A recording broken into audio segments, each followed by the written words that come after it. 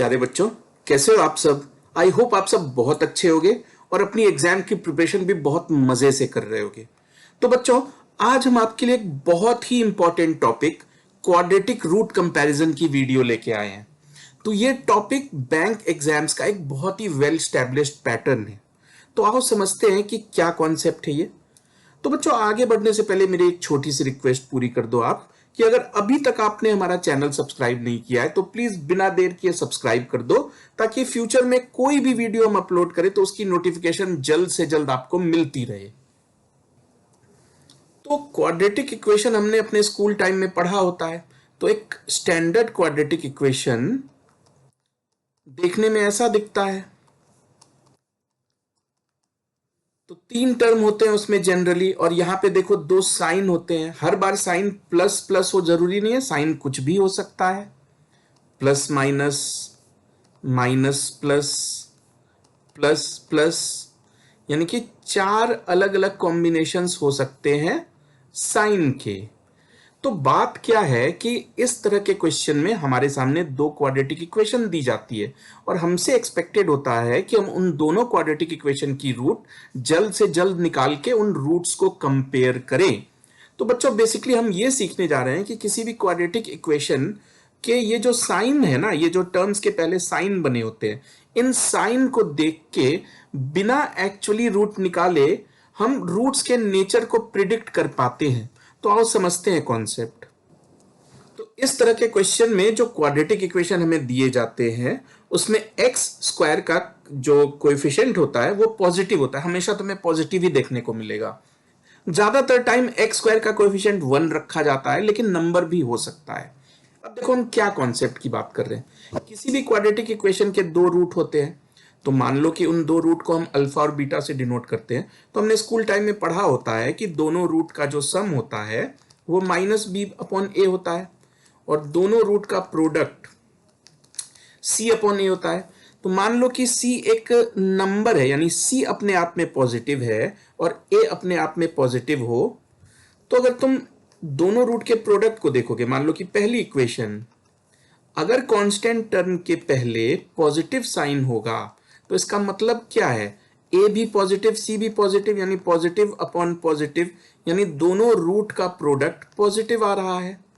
तो अगर constant term के पहले पॉजिटिव साइन देखते हो तो तुरंत तुम्हारे दिमाग में मतलब कंक्लूजन आ जाना चाहिए कि ये तभी हो सकता है जब दोनों रूट सेम साइन के हों, यानी या तो दोनों रूट पॉजिटिव या फिर दोनों रूट निगेटिव। उसी तरीके से अगर कांस्टेंट के पहले निगेटिव साइन अगर तुम देख लो, यानी कांस्टेंट अगर पॉजिटिव है तो ये कंक्लूजन निकलता है कि या तो दोनों रूट पॉजिटिव या तो दोनों रूट निगेटिव। उसी तरह अगर कांस्टेंट से पहले निगेटिव साइन लगा हो तो ये कंक्लूजन निकल जाता है कि दोनों रूट का प्रोडक्ट सी अपॉन ए, उसमें सी अगर निगेटिव आ जाए और ए अगर पॉजिटिव आ जाए तो निगेटिव ऊपर पॉजिटिव नीचे, तो ओवरऑल आंसर तो निगेटिव आ गया। यानी कि अल्फा और बीटा का प्रोडक्ट अगर निगेटिव आ जाए, ये तभी हो सकता है ना जब एक रूट पॉजिटिव दूसरी रूट निगेटिव, या हो सकता है पहली रूट ही निगेटिव और दूसरी रूट पॉजिटिव हो। तो यही मैं आपसे कह रहा था कि साइन को देख के देखो, अभी हमने रूट निकाला नहीं है लेकिन एक अंदाजा तो हमको होने लगा है ना कि रूट का नेचर क्या होगा। क्या दोनों पॉजिटिव होंगे, क्या दोनों निगेटिव होंगे, कहीं एक पॉजिटिव एक निगेटिव तो नहीं। तो अब मैं तुम्हें एक चार्ट दिखा रहा हूं, वो चार्ट अगर तुम याद कर लोगे तो किसी भी क्वाड्रेटिक इक्वेशन की रूट हम 30-40 सेकंड में निकाल पाएंगे। तो देखते हैं वो चार्ट। तो अब समझते हैं चार्ट का क्या मतलब है। तो तीन टर्म होंगे, a x square b x plus c. Sign ये तो क्वेश्चन पे डिपेंड करेगा। तो देखो चार संभावनाएं हो सकती है ना, कि पहला साइन पॉजिटिव दूसरा भी पॉजिटिव, पहला पॉजिटिव दूसरा निगेटिव, पहला निगेटिव दूसरा पॉजिटिव, या फिर दोनों ही निगेटिव। तो साइन देख के क्या क्या बता पाएंगे। अच्छा देखो, ये कांस्टेंट टर्म का पॉजिटिव साइन देख के हम ये बता पाएंगे कि दोनों रूट या तो पॉजिटिव है या तो दोनों निगेटिव है। लेकिन इस पॉजिटिव से ये टाई ब्रेक हो जाए, मतलब देखो तब तक हम ये सेकेंड वाला पॉजिटिव देख के इतना तो समझ में आ गया है कि दोनों रूट या तो निगेटिव होंगे या दोनों ही पॉजिटिव होंगे। लेकिन अभी कंफ्यूजन है ना कि या तो दोनों ही निगेटिव होंगे या दोनों ही पॉजिटिव होंगे। तो वो कंफ्यूजन पहला साइन दूर कर देता है। पहले साइन में पॉजिटिव दिख रहा है तो यानी कि दोनों ही रूट निगेटिव होंगे। अब देखो दूसरे कॉम्बिनेशन को देखो, पहला साइन पॉजिटिव दूसरा साइन निगेटिव, तो दूसरा साइन निगेटिव होना यह प्रूव कर देता है कि एक रूट निगेटिव है और दूसरी रूट पॉजिटिव है। लेकिन ये जो पहला साइन है पॉजिटिव का, उससे हमें यह पता चल जाता है कि पॉजिटिव रूट का मैग्नीट्यूड निगेटिव रूट से छोटी वैल्यू रखता होगा। यानी second sign combination plus minus से तुरंत हमको समझ में आ जाता है कि एक रूट निगेटिव एक रूट पॉजिटिव, जो रूट पॉजिटिव वाला होगा वो छोटी वैल्यू के नंबर से बना होगा। यानी कि अगर इसका रूट 6 और 17 है तो -17 और +6 अगर दो रूट है, तो मेरे कहने का मतलब है कि 6 और 17, तो 17 से छोटा है ना 6, तो पॉजिटिव वाला रूट मैग्नीट्यूड में छोटा होता है। उसी तरह थर्ड कॉम्बिनेशन को देखो, पहली साइन निगेटिव और दूसरी साइन पॉजिटिव हो, तो दूसरी साइन पॉजिटिव तभी हो सकती है जब दोनों रूट या तो निगेटिव हो या दोनों ही पॉजिटिव हो। तो पहला साइन निगेटिव उस टाई ब्रेक को कंफर्म कर देता है कि दोनों रूट पॉजिटिव होंगे। अच्छा, लास्ट कॉम्बिनेशन दोनों ही साइन निगेटिव है, तो दूसरा निगेटिव साइन इतना तो बता ही देता है कि एक रूट पॉजिटिव और एक रूट निगेटिव होगा। लेकिन ये जो पहला निगेटिव साइन है, इससे ये पता चल जाता है कि इस बार निगेटिव रूट की वैल्यू पॉजिटिव रूट से कम होगी। फॉर एग्जाम्पल, अगर दो रूट निकले हैं -6 और 17, तो ये जो 6 17 से कम है, तो छोटा रूट निगेटिव और बड़ा रूट पॉजिटिव होता है।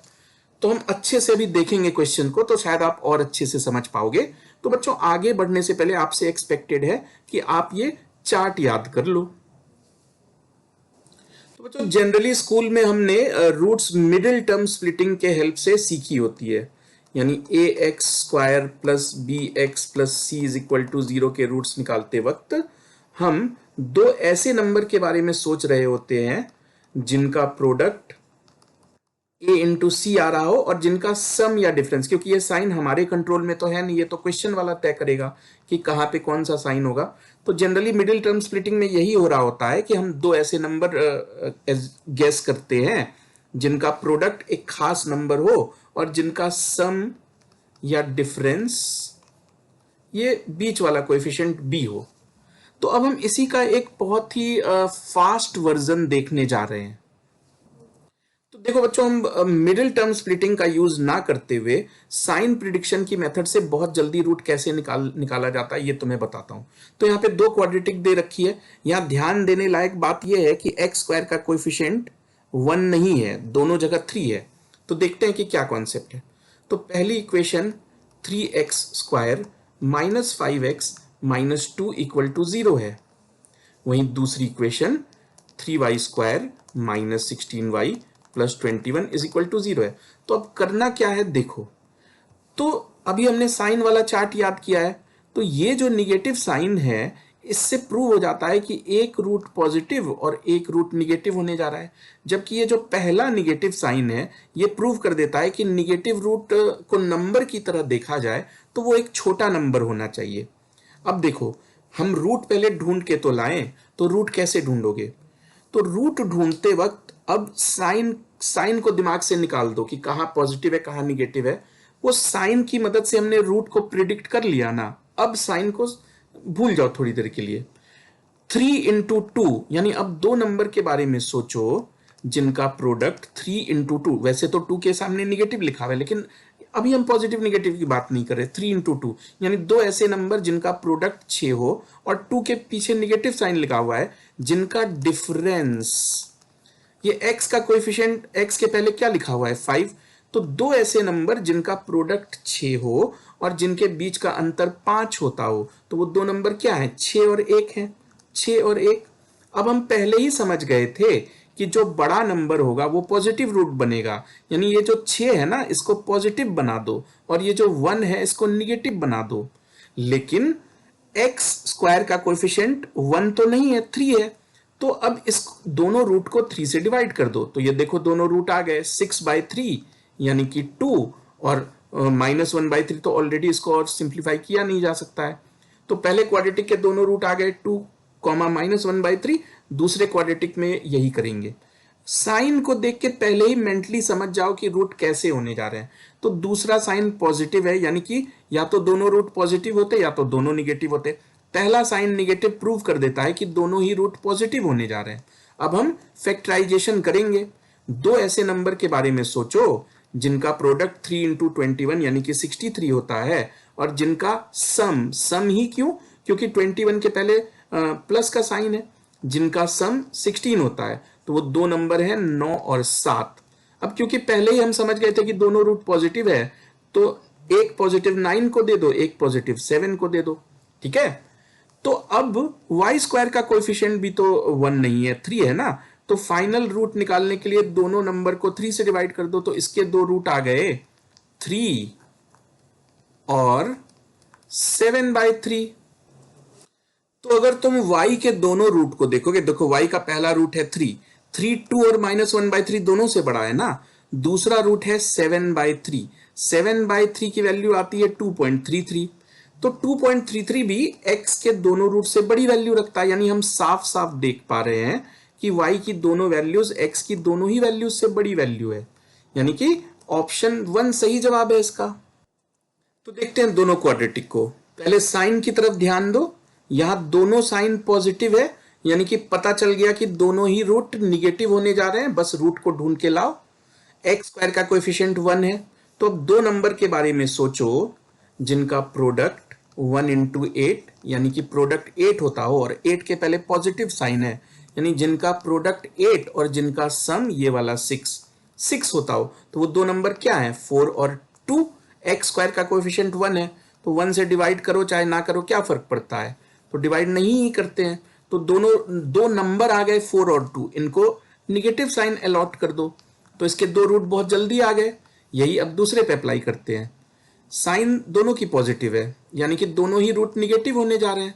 अब फैक्टराइजेशन कर लेते हैं। दो ऐसे नंबर सोचो जिनका प्रोडक्ट 1 इंटू 24 यानी कि प्रोडक्ट 24 होता होगा, और 24 के पीछे पहले सम पॉजिटिव लिखा हुआ है, यानी जिनका सम 10 होता हो। तो वो दो नंबर है 6 और 4।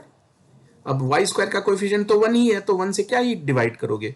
तो अब इसके दोनों रूट निगेटिव है, तो ये जो दो नंबर है -6 और -4, इसको साइन लगा के रूट बना दो।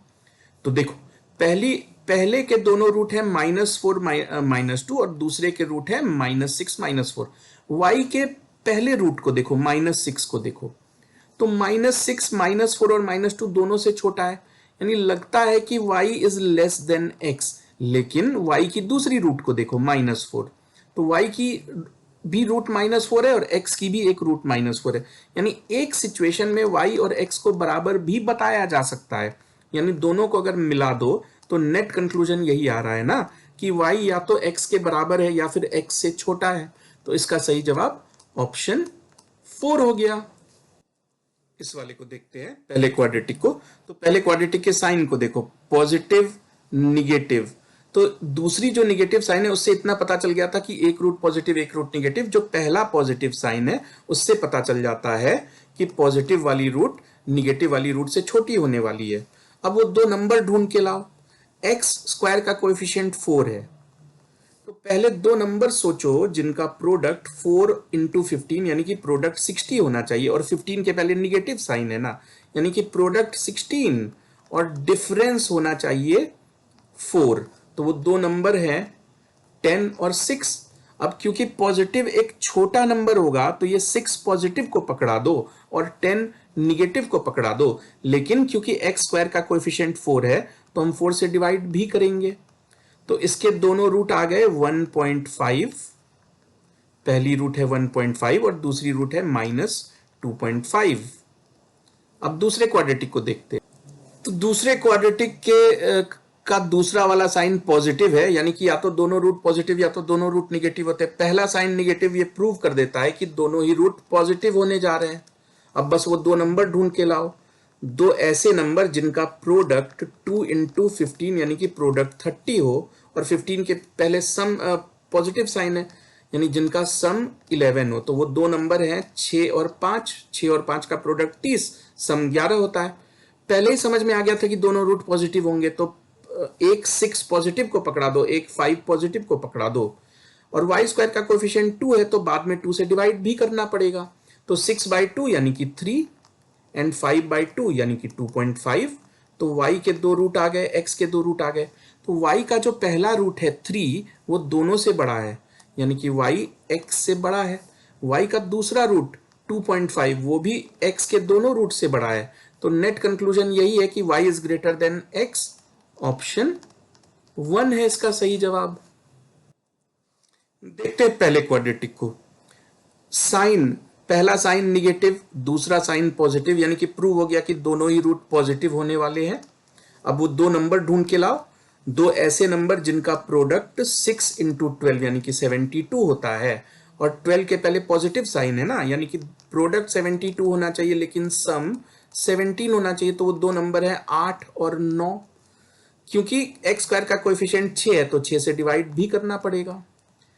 अच्छा, अब दोनों ही पॉजिटिव हैं तो 8/6 यानी कि 1.33 और 9/6 यानी कि 1.5। तो ये रहे उसके दो रूट।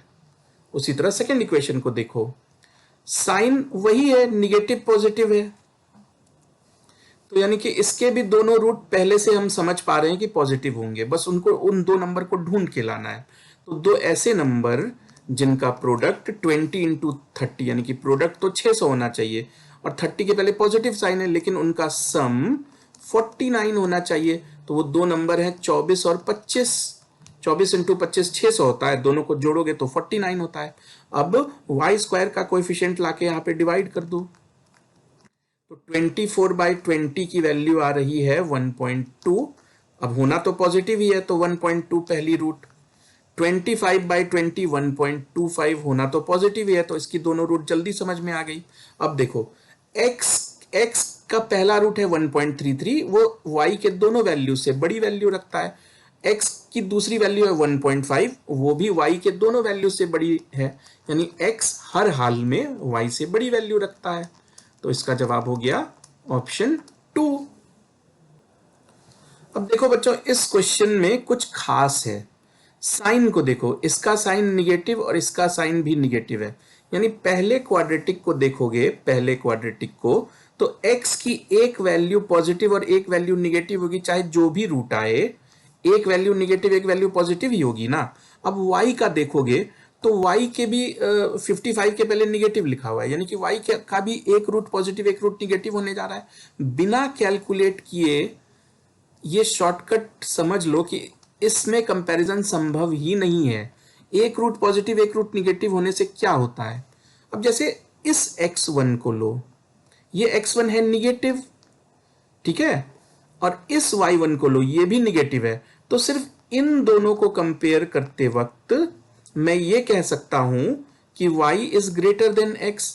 लेकिन अगर तुम इस रूट को x2 को y1 से कंपेयर करो तो साफ साफ दिख रहा है कि x2 y1 से बड़ा है, क्योंकि x2 पॉजिटिव है जबकि y1 निगेटिव है। तो इन दोनों को कंपेयर करते वक्त हमको कहना पड़ेगा कि y is less than x। तो कभी y is greater then x, कभी y is less than x। तो ये तो प्योर कंफ्यूजन है ना, पूरी तरीके से कंफ्यूजन है, यानी कि हम कोई कंक्लूजन कह ही नहीं सकते। इसलिए इसका आंसर होगा option 5, can not be determined. देखते क्या लिखा हुआ है। तो पहले इक्वेशन में लिखा हुआ है, नीचे रूट पी कॉमन ले लो, 17 + 19 जोड़ोगे तो 36, और यहां पे रूट पी बना हुआ है। अच्छा, अब इस रूट पी को उस रूट पी से मल्टीप्लाई करोगे तो कंक्लूजन आता है कि 36 इज इक्वल टू पी, यानी पी साफ साफ आ गया 36। अब क्यू की कैलकुलेशन कर लेते हैं। लिखा हुआ है क्यू की पावर 3/2। अच्छा, ये जो रूट क्यू है उसको क्यू की पावर हाफ भी कह सकते हो, तो इधर ले जाके मल्टीप्लाई कर दो, इंटू क्यू की power half is equal to 32 की पावर 2/5। तो q की एक जगह पावर 3/2 है, एक जगह पावर हाफ है, दोनों पावर को जोड़ोगे तो q स्क्वायर हो जाएगा। तो q square is equal to 32 square की पावर 1/5, यानी यहां से अगर q की वैल्यू निकालो तो q square is equal to 32 की पावर 1/5 का होल स्क्वायर, यानी q और 32 की पावर 1/5 एक ही चीज है। 32 क्या होता है, 2 की पावर 5 होता है, तो q 32 की पावर 1/5 है। तो 32 को 2 की पावर 5 और बाद में 1/5 लोगे तो पता चल जाएगा कि Q 2 है, Q बराबर 2 है। P 36 और Q 2, तो ऑब्वियसली पहला ऑप्शन ही सही जवाब है। देखते हैं इसको, पहली इक्वेशन में क्या करना चाहिए। ये जो इधर निगेटिव वाला टर्म है 21.48, उसको उधर ले जाके ऐड कर देना और 5p को उधर से लाके सब्सट्रैक्ट कर देना। तो 5p को लाके 12p में सब्सट्रैक्ट करोगे तो बचेगा 7p। 21.48 को उधर ले जाके जोड़ोगे तो सम आता है 105, यानी कि यहां से p की वैल्यू आ गई 105/7 विच इज इक्वल टू 15। दूसरे इक्वेशन को सॉल्व करते हैं। Root q plus 1 plus root 79 तो सब जानते हैं 7 होता है, रूट स्क्वायर रूट ऑफ 121 11 होता है, यानी कि रूट ऑफ क्यू प्लस 1 11 में 7 ले जाके माइनस कर दो तो 4, तो क्यू प्लस 1 4 का स्क्वायर यानी कि 16 आ रही है इसकी वैल्यू। यहां से क्यू की वैल्यू 16 माइनस 1 यानी कि 15 आ रही है। तो इससे क्या प्रूव हो गया, पी और क्यू दोनों बराबर हैं। तो कौन सा जवाब है, ऑप्शन 5 चेक करेंगे हम, टिक करेंगे हम ऑप्शन 5। इस क्वेश्चन को देखते हैं। P square is equal to 49, यानी कि पी +7 भी हो सकता है, -7 भी हो सकता है, क्योंकि दोनों का ही स्क्वायर 49 होता है। दूसरा वाला तो क्वाड्रेटिक है, तो क्वाड्रेटिक के रूट अभी हमने निकालना देखा ही है। तो जल्दी से साइन के बेसिस पे, साइन पॉजिटिव दूसरा वाला और पहला वाला निगेटिव, यानी इसके दोनों रूट पॉजिटिव होने जा रहे हैं। अब फैक्टराइज कर लेते हैं जल्दी, यानी दो ऐसे नंबर सोचो जिनका प्रोडक्ट 2 × 210, यानी कि जिनका प्रोडक्ट 420 हो और जिनका सम, क्योंकि 210 के पहले प्लस लिखा हुआ है, जिनका सम 41 होता है। तो दो नंबर बहुत जल्दी हमारे दिमाग में आ जाते हैं, 20 और 21। मल्टीप्लाई करके देख लो 420, सम करके देख लो 41। लेकिन क्यू स्क्वायर का कोएफिशिएंट 2 है, तो इन दोनों को 2 से डिवाइड करो तो पहला नंबर बन गया 10, तो पहली रूट पॉजिटिव साइन लगा दो 10। दूसरा नंबर 21/2 यानी कि 11/5 पॉजिटिव साइन लगा दो। तो इसके दोनों रूट, अब देखो 10 7 और -7 दोनों से बड़ा है। वही बात 11.5 के लिए भी सच है कि वो p की दोनों वैल्यू से बड़ा है, यानी कि हम बहुत आसानी से देख पा रहे हैं कि q की दोनों ही वैल्यू p की दोनों ही वैल्यू से बड़ी है। तो इसका तो सही जवाब ऑप्शन 3 हो गया। फिर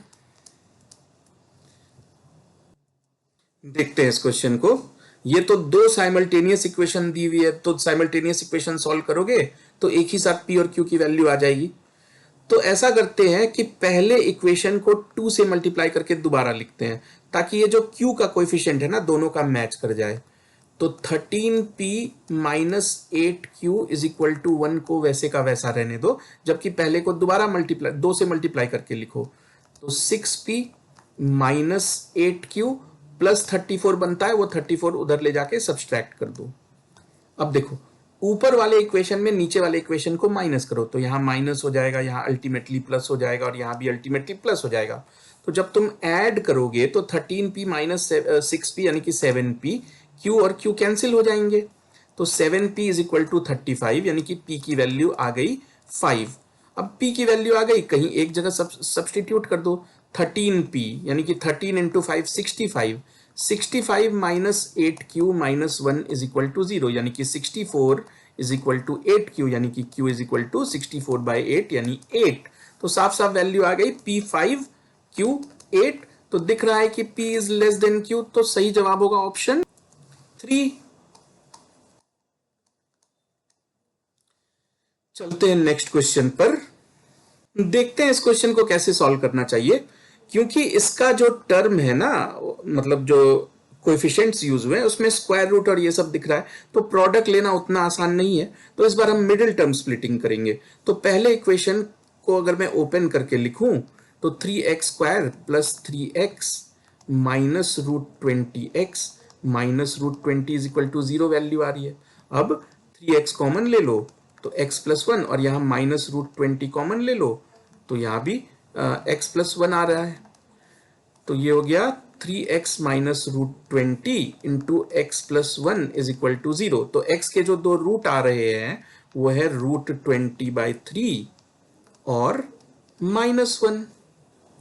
इसी तरह y वाले इक्वेशन को मैं दोबारा लिखता हूं, 3y² plus 3y plus √16y plus √16 is equal to 0।